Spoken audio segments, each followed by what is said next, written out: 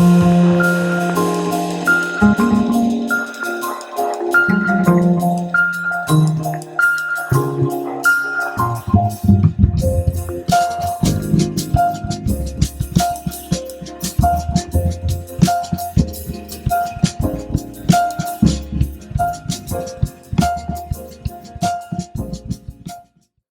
Rounder Report, Season 1, Episode 27. Bloody hell, we're motoring through them. Good afternoon, Mel. How are you today? Good afternoon, Si. Good, thank you. Yes. So, I obviously, since our last little outing, even though we're wearing the same clothes, You're not. You had a I baked a bit. jumper. Not the one I had 10 minutes ago. Oh. I baked a cake, of course, which you've had a little go at. And what have you been? Hang on a minute. You were supposed to bring me some apple crumble, some sort of fruit crumble, as I remember. I remember on my little mobile phone, my little cheap. I was, but I didn't. So sorry about that. I didn't. But sorry. Well, clearly not. Clearly not. It's a good job I hadn't run up half a pint of lovely vanilla custard then to go on it, because it would have been a bit by itself. You didn't make the custard, did you? No, I didn't make the custard. I haven't got a fucking clue how to make custard. Making it fresh is. I don't need to out of a carton. I don't like it. Right. Okay. But making it fresh is amazing. Well, I always think anything out of a carton is less good, isn't it? That's about right. Yeah. Is this a topic for today? No, it's not a topic for today. I just thought we would amble a moment. I also made the apple crumble with apples from the tree. Oh, well, don't the apples normally come from a tree? Yeah, but from my trees, not. Oh, you've got your own apple trees? Yeah. Oh. I only have 2 of them, so it was 12 apples. Wow, okay. It's a bit difficult growing apples here. Yeah. Well, 4 floors up in an apartment. You could get an apple tree up here. Now you're being silly. Can you imagine an apple tree on the garden? Fruit bearing. It doesn't have to be more than 1 metre high. Right, okay. I get sued for a Bramley dropping on a passerby. If you keep pruning them, you'll get more fruit. Right, a bonsai apple. Not quite a bonsai, but that's the idea. Anyway, well, such frivolity. The cake was good, I take it. Yeah. Oh, jolly good.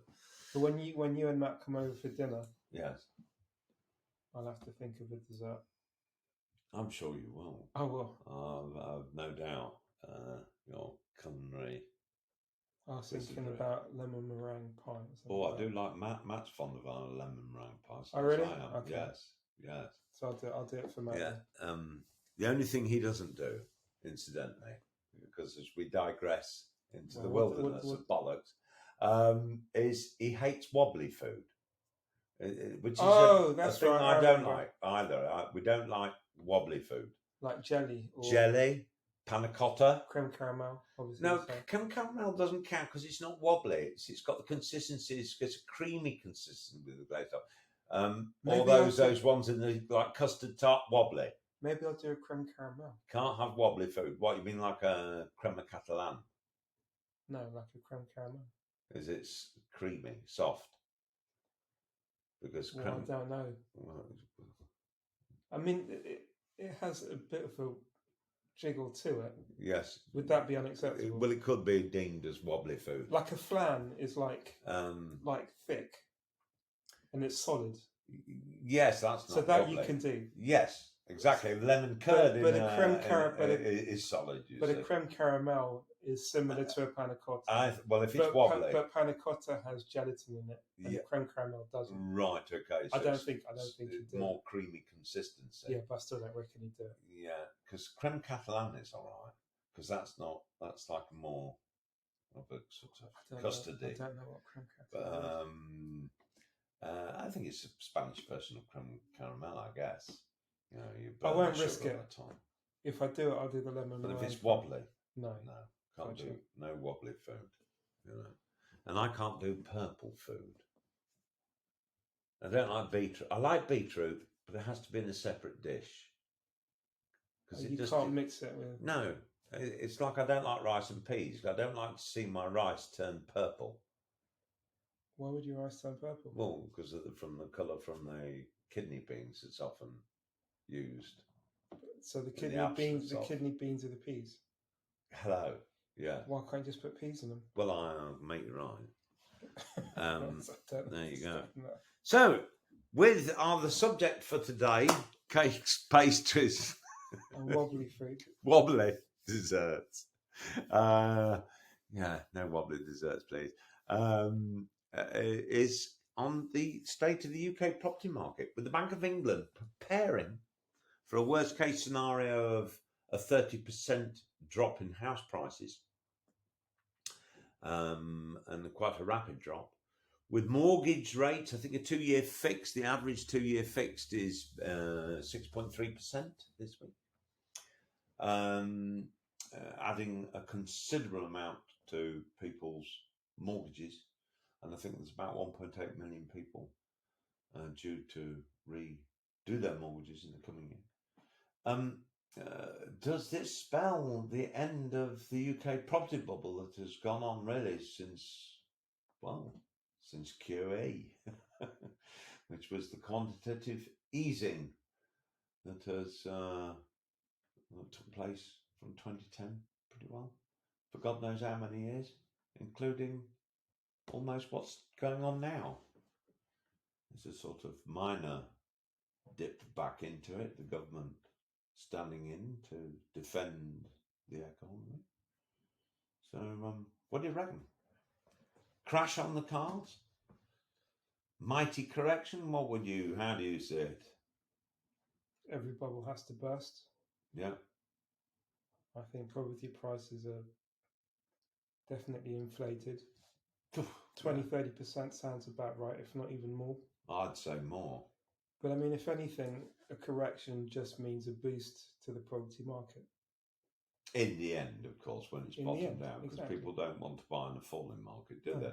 And if you've got a lot of people with a lot of mortgages because of a long boom, then it can drive them straight away into negative equity. A lot of people are already putting their properties up for sale.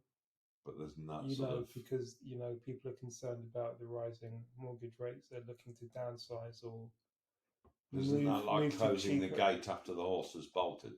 Because that means where's the buyers going to be?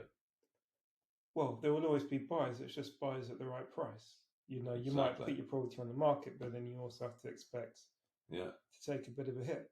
Yeah. But that's normal. But I think you're taking that into account. If someone's willing to put their property on the market, they're assuming that they're going to take a bit of a hit, but that hit is worth it so that they get out of that financial constraint. Sorry, just to interrupt very quickly, they were saying that sort of a lot of mortgage companies are already seeing people default on their repayments. So that's creeping up already. These are natural things. We haven't even got into the real. These are natural things and part of the cycle. Yeah. Most people buy property out of need rather than investment. Most people. You need a roof over your head, so you purchase a property. Yes, but then they overextend themselves. Fine, but that's their own fault. Yeah, no, I can't disagree with you. This is market forces. We've been here before. Exactly. So, I mean, it's worth saying that between you and I, because we met when we were both in the property industry, and between the two of us, we've got down close to about 4 decades worth of experience. Yeah. So we don't come at this from the angle of being novices, for sure. No, but we've seen this happen. We've ridden through it all. There's always a light at the end of that tunnel. Well, in the 1990s, it's worth remembering that we're seeing now a rise in interest rates that actually in some senses mirrors that period, because it's the relationship between the low and the high rather than the actual number, the sudden change, the speed of change as much as anything. And of course, consequent to the mini budget, obviously followed by a further lurch. Well, and then interesting you say that. Interesting you say that, because at the slightly higher end of the market because the pound's value is so low. You've seen an influx of people purchasing, higher end property, right? But even then, that's as a hedge. They're purchasing while the pound is low. Yeah. They might hold for a couple of years and then sell when the but that's you're talking that in the upper. Yeah, we're talking higher end. We're not talking about the majority. And I think it's this is something that is kind of separated. But that will keep the market going along. It will sort of mask the reality of the situation because you have some of these really big sales that will sort of skew the results, right? You have sort of a few sort of 10 million plus that will sort of help sort of average out the shittiness of the market. I think that you might be looking at it through a bit of rose-tinted glass, personally.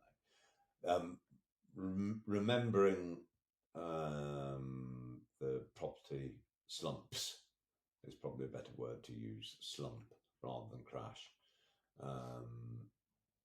of the 70s and that of the early 90s particularly, saw a retraction you had, and we had a very similar situation. Well, not dissimilar.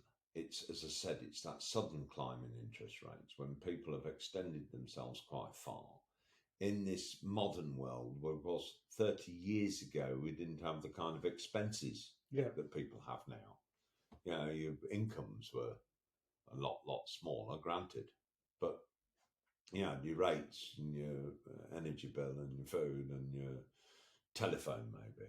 But now you've got mobiles, you've got broadbands, you've got flaming streaming systems, and God knows what. People are tied into so much more in terms of their outgoings. But it's more than that. It's not only the additional costs that you have.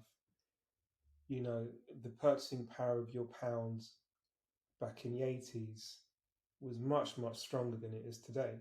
Yes. We've seen the value of the pound degrade. Yes. And it's never sort of improved. Mm. So when, let's say, call it in the 70s, where you could, I think it was 6.5 times your salary. No, 4.5 times your salary, you could purchase a property. 3.5, I'd say.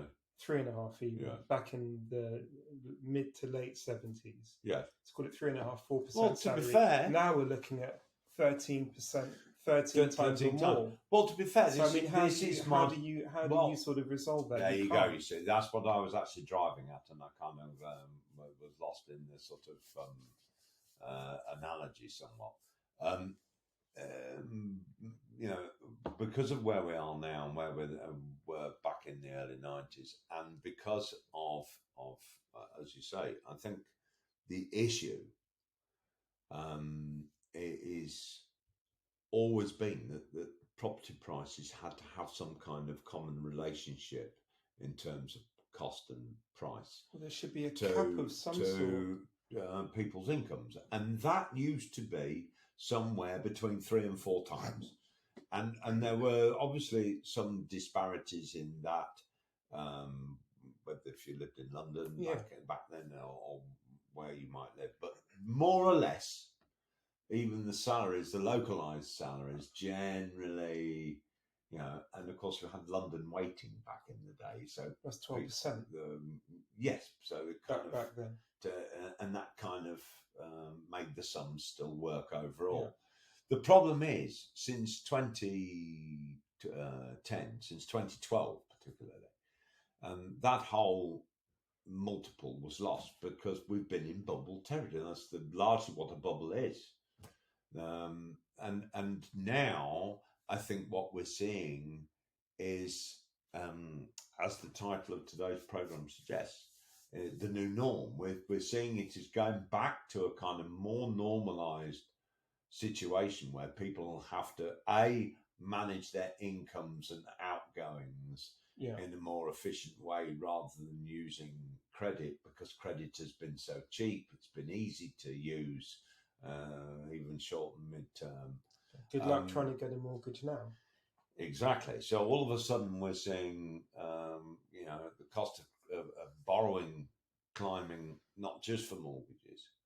And obviously, this is what's driving wage demands.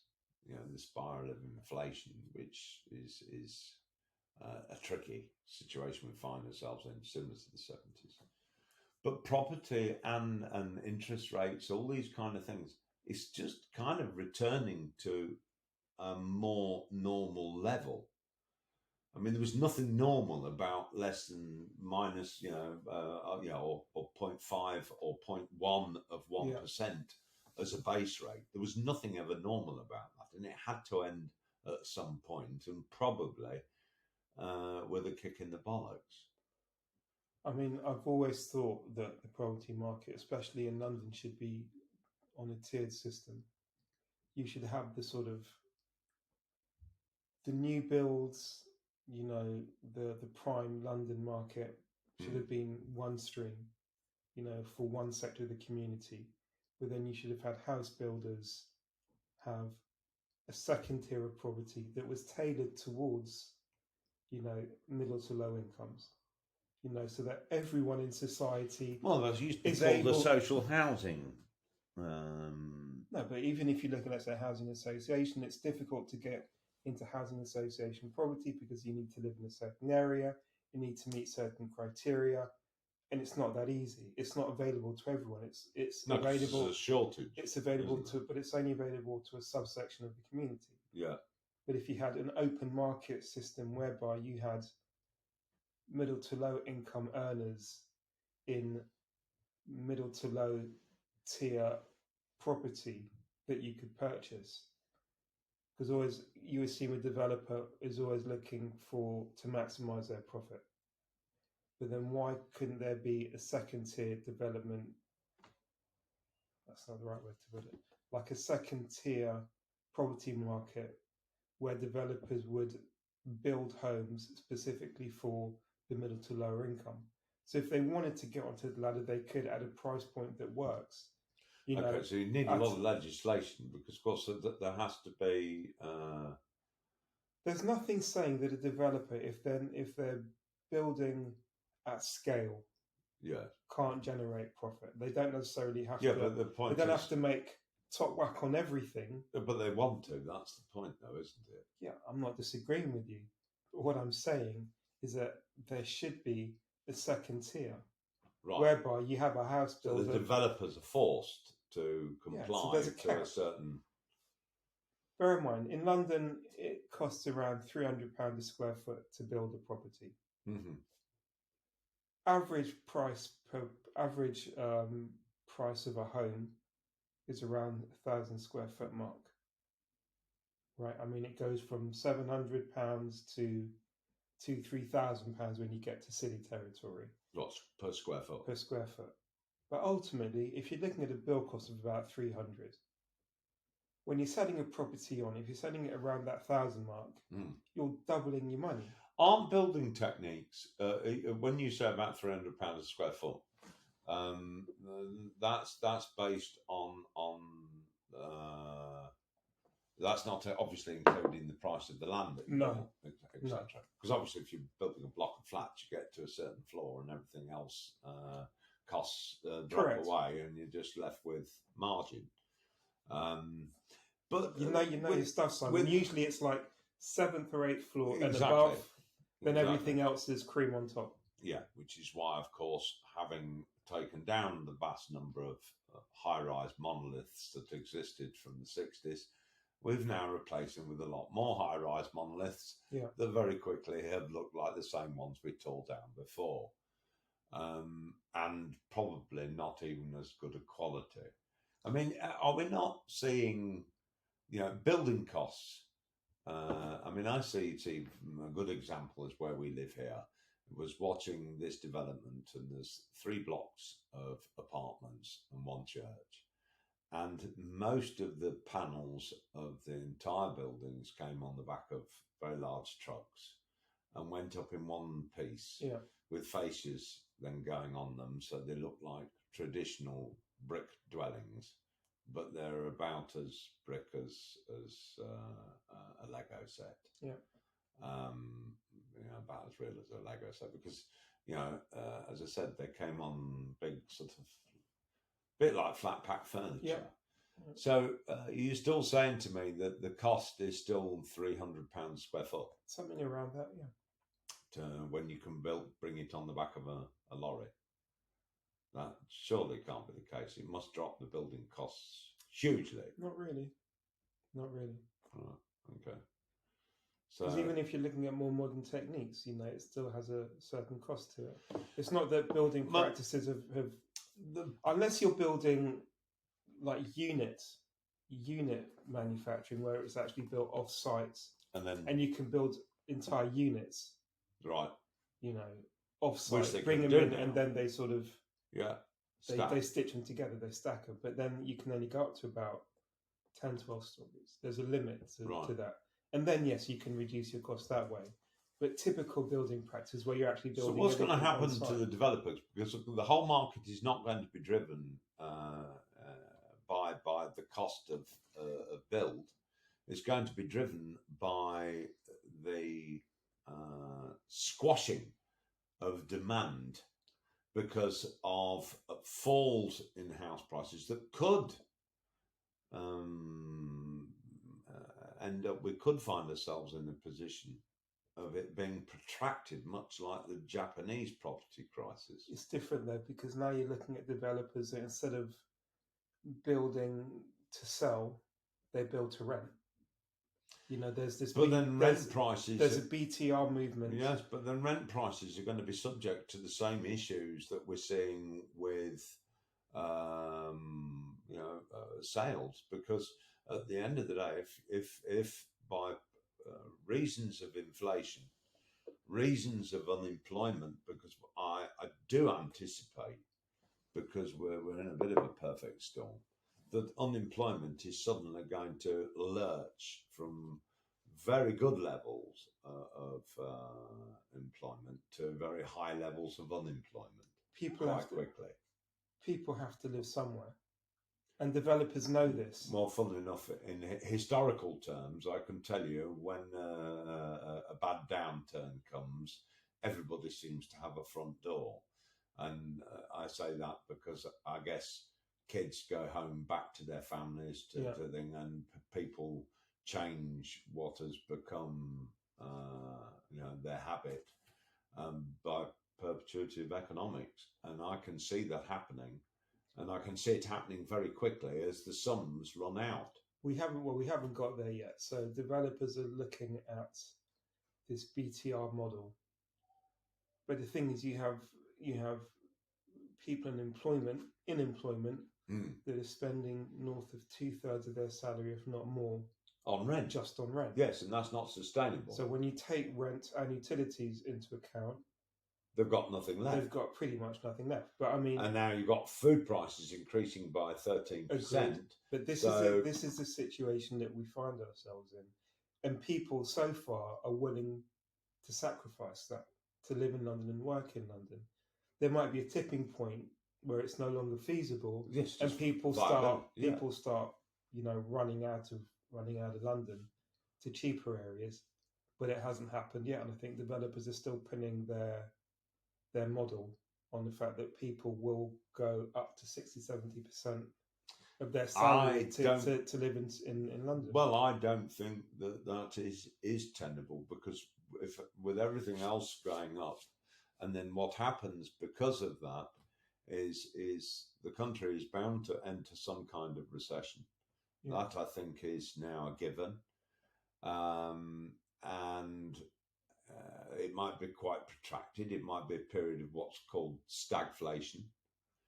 Hold on. Stagflation is when it affects other countries, and to the point where it's just your economy isn't growing. Nothing is just stagnating, literally. And the problem we've got is then you will start to see people lose their jobs. There's a lot of jobs that are funding a lot of people's ability to stay in, whether it be rented or how it is, or help fund their education and so forth, that are out there working for Amazon, working for Uber, working for Deliveroo, working for this, that, and the other. And all of these things are going to start getting pared back. And you're going to start seeing job losses. And job losses then transfers into less money spent in the economy, pressure on the rental sector, pressure on everything. So that might happen sooner than you think, because if Musk, Elon Musk, yes, gave he presented his robot. Right. Did you see that? No. So he did that last Monday. So he's presented a Tesla bot, right, that will essentially handle menial tasks. Right.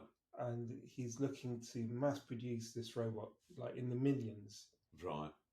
And the cost price of this thing is no more than $20,000. Oh. So it's actually a bit more than your average Xbox then. Yeah, but you could have like a humanoid robot doing tasks for you. And if you look outside of the residential purposes of it, and it could be in the home, it could do certain activities for you. Yeah. If you take that same robot and then put it into a commercial activity that could do basic tasks, how many jobs would that take? But all you have to do as an employer is pay $20,000, and then you have a humanoid that's actually able to perform tasks for you 24/7. Yeah. And do a job that a human being could never do, because a human being would never be able to do. You got to charge it back up. Only once a day. Right. Okay. So, only once a day. Yeah. So we're now heading into this very weird scenario. I mean, I know this is a bit off topic, but you're looking at unemployment. But you could be looking at a mass exodus of employment, because so many jobs will no longer be viable for you. I've got to say this to you, Mel, being a lot older. This robots are coming. So. Look, this whole premise of automation taking people's jobs has gone on for time, and as you know, manufacturing and what have you, and it has changed a lot of things. But then the economies have changed, and as we've recently seen, we've had the highest employment levels in this country since just before the slump of the mid-1970s. And there's an absolute irony in that. But that's all going to go down the toilet soon enough, I promise you. Well, I think it's always, and the economics will adjust again, and people's lives will adjust again, and maybe in the finish, how we all approach, or the younger generations approach work, and all those things will change with it, and how it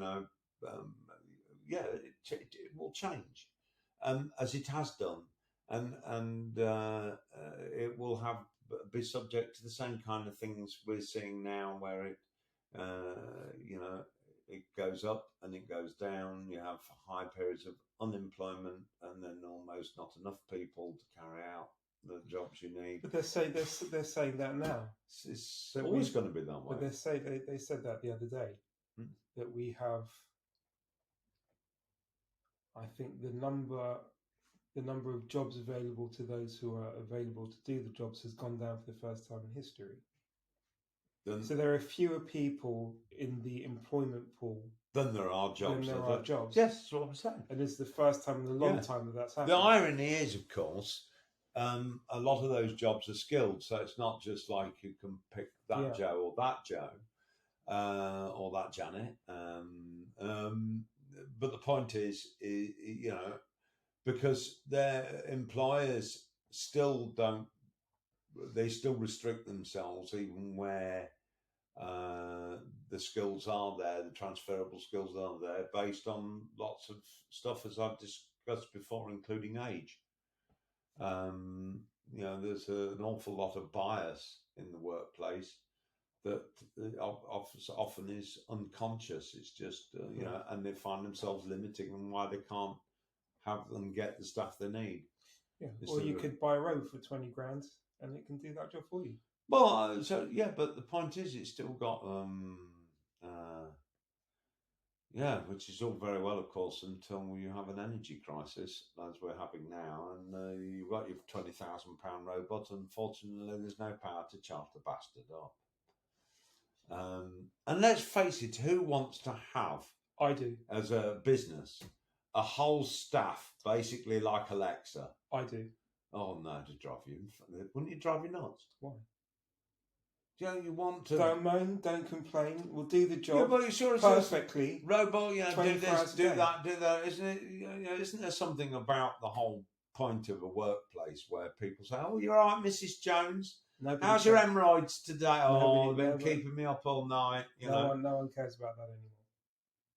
Well, that's a very sad state of affairs. Well, it's the truth. It's the absolute truth. Well, I think that's why we need to rejig it then.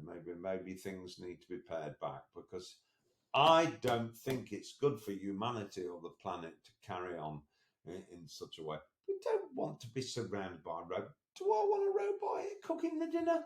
No, I enjoy cooking. It can be therapeutic. There's joy in preparing and doing something for somebody else that they really appreciate. Yeah, where's all the fun going to be if the robot's wiping your ass 1 minute and making a sandwich the next? And hopefully you've managed to program it to wash its hands in between. Why would it need to wash its hands? Well, it's wiped your ass and then made a sandwich. Okay. Come on. Gotcha. Let's be about right. $20,000 for a robot? I would take not a chance. I know we're completely off subject. Not a chance. We're way off subject. I can't wait. I'm going to be the first. I'm going to be the first to get a robot. You're going to get a robot? I'm getting a robot. Right, okay. Oh, crikey almighty. No, but just... I can see the divorce rate going through the fucking roof of this robot. We're enjoying this, so we'll come back to the property thing in a minute. Especially if they have genitals. Then what you do? Oh, I see. That's it. Yeah, but isn't there danger of it going rusty? That'll be like Mark 2 or 3. Wouldn't it go rusty? Why? We could go think about that for a minute. Do you know what I mean? What's the point? Yeah, but you haven't seen the robot I've seen. This thing is made out of like specialist component parts. I mean, who knows what they could make? Right. So really, what we're getting down to is back to really an automated version of the 1970s blow-up doll. That's where we're going with this, aren't we, really? That most people will pay their $20,000 not for something to hoover and cook, but something that they can shag relentlessly. I think eventually it's going to go down that route. Seriously. At some point it will get it almost is now, isn't it? There's these some that like ultra lifelike dolls. Well, supposedly ultra lifelike. They pay a fortune for them. And that's weird. That's weird. Well, it's no weirder than a flaming robot. Let's be about right. But at least a robot could like whisper in your ear and like tell you sweet nothings. Well, I suppose there's a few pluses, not least, that if you give your blow-up doll a love bite, it's liable to fart and fly out of the window. Yeah, it wouldn't happen with the Tesla bot. No, Christ almighty. It's a very expensive shacking machine, if that's the case. I just don't. No, I don't want. No, I wouldn't have a robot. I wouldn't have a robot. You can borrow mine for look, you can have these robot hoovers that go around. I wouldn't even have one of them. There's nothing wrong with getting the vacuum out because you can do a better job. That bloody thing going around the room. It's bollocks. What was next on the topic? Well, anyway, we were talking about property. This was a full episode talking about the prospect of the property market going down the toilet, instead of which you've invented a robot that's going to clean the toilet out for you, or rather, Mr. Musk has. Interesting subject for another day, mind. But yes, back to the property market. I mean, that's the reality is they're preparing. The Bank of England's preparing for a likely 30% drop. My feeling is that I could see the way things are going and the way this is unfolding so far. You'll remember it's not so many months ago that they said the inflation would peak out at 7%. Yeah. I think we're starting to see a situation where both government and the Bank of England are constantly paying catch up to their predictions, or rather undershooting. Look, everything is based on market sentiment. Clearly, the sentiment at the moment is negative. Yes, and it will continue to get more negative. It will continue to get more negative. Exactly, bear market and then, territory. Exactly, but then that's when you get into that, spiral, that descent, and it will just accelerate. It will accelerate up until the point where too many people are facing too much pain. Then everything will settle, and then we'll reverse again. Yes, it has to find the bottom, and usually the bottom in any wave, both up or down, goes far beyond where it needs to before it comes back to find its new balance. We've also been saying this for so long. We've been hoping and waiting for a correction for years, and it hasn't happened. This is the point. I said a long time ago, back in 2015, I saw the property boom was part of it during as it built up through 2012, up to here in London, up to about 2016, really. And it kind of grew in that period by probably the average property price over 100% in that period.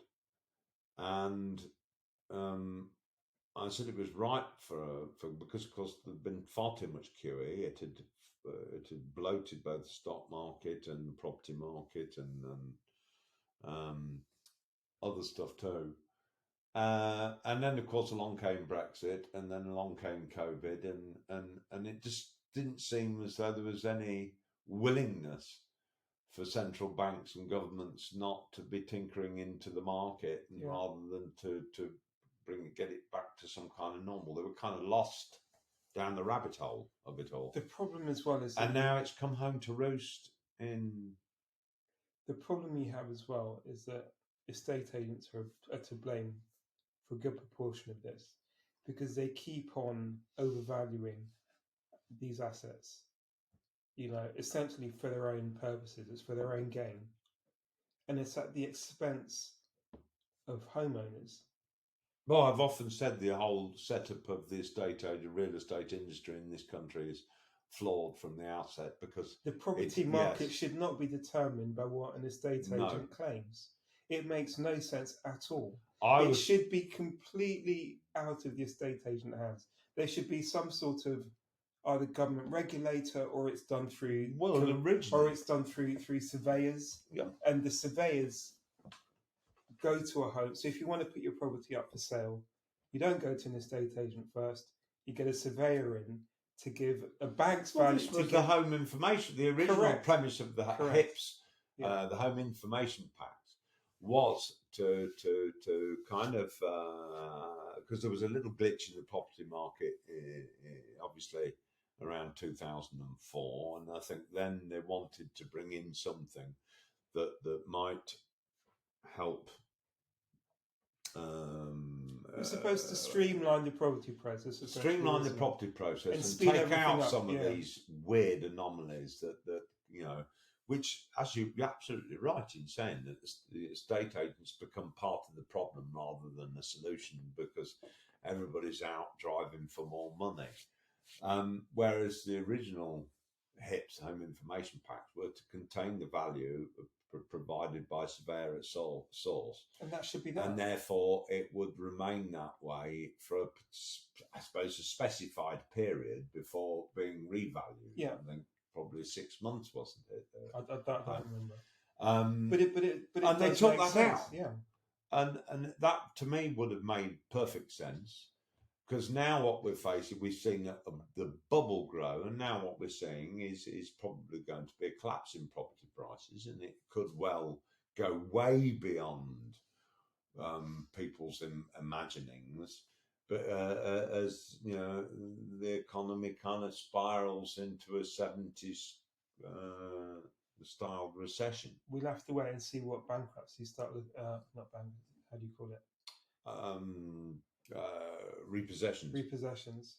What the repossession rates look like come December going on. Yeah. You know, because I think you'll see a definite ramp up. I think it will take. It could take a little while longer before we see. But I would imagine sometime over by the end of the winter. Assuming property's quiet anyway, November, December anyway, right? Things usually, if there's going to be a pickup, it will be in January. Oh, I'm not expecting. If there's no pickup in January, that will be the beginning of the end. Yes, like, okay. I'm expecting like people going on holidays for Christmas. That's going to go down. Yeah, spending for Christmas and presents and things, that's clearly going to go down. You know, they're looking at 4.4 billion. I presume it's going to be a lot more than that. Then if we don't get this jump, either from the January sales or from we're not going entering back into the property market, that's another thing as well.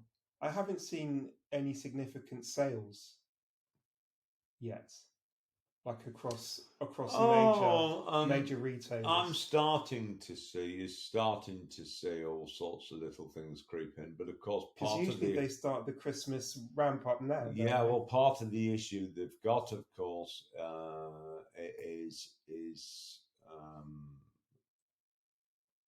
increased costs. So they're kind of stuck where to go into sale too quickly because they're struggling.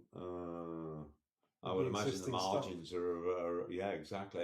It's kind of eroded. Oh, so you're saying that they can't? You're saying that they can't do a sale because their margins are too tight already.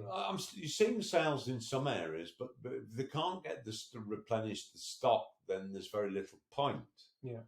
So if there's supply chain issues, it doesn't make sense to sell off stuff cheaply rather than put it away.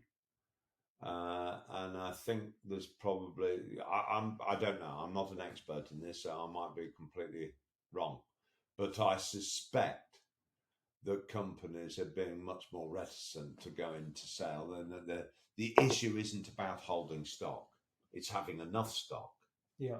I mean, if we're seeing replicated through various types of businesses, whether it be clothing or whether it be elsewhere, the kind of issues we're seeing in the supermarkets, then surely supply chain issues must be there. So going again into the property market, yeah, there's a glut of property being put on the market at the moment. Exactly.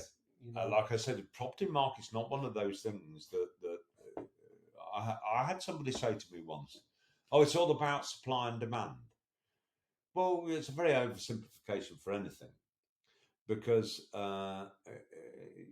in order to arrive at supply and demand, people have got to have the ability to purchase. It's all very well saying, "Oh, we all want something," but whether we can have it and whether it's realistic or not, based on the current circumstances, is a whole other question altogether. Yeah. So I kind of find that property is one of those things. No matter what the building costs are, and this has always been the case, come the crash, the builders don't play any part in it. It is literally about need to sell versus ability to buy. And if somebody needs a home, wants a home, and they happen to have the cash for it, then the whole thing of value becomes, you're not waiting for it to bottom out. It's just a matter of I can afford to buy that. That's how homes should be. It's how they used to be. It's how generationally people would often stay in the same home or members of the family. By generation. Yeah. Yes, instead of trading them like Smarties or even when we're talking about new build properties, you know, developers build through debt. They're in debt to the hilt. Yes. You know, when they start a new project. So even they have a very limited pain point before they start reducing those prices down and down and down. Yeah.